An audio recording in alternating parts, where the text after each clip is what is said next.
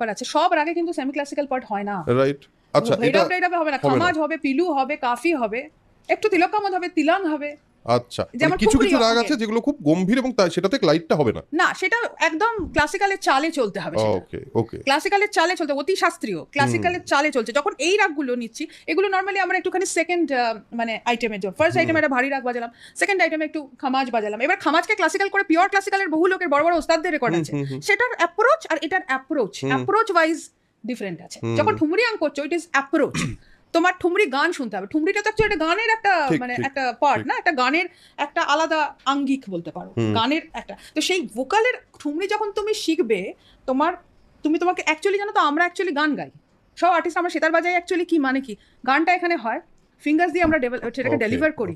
Actually আমরা সেতার বাজানো থেকে বাজানো শিখি না, এই কথাটা খুব জটিল।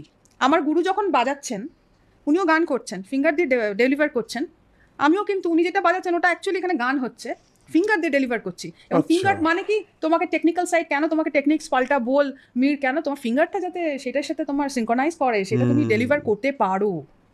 কিন্তু গানটা যদি এখানে না হয়, আমার বাবা বলতেন গান বাজনা, গানা বাজানা, বাজানা গানা তো কবি নেই বলা কিসি না। তো গান বাজনা যদি বলো, তো গানটা আগে, গানটা এখানে হতে হবে।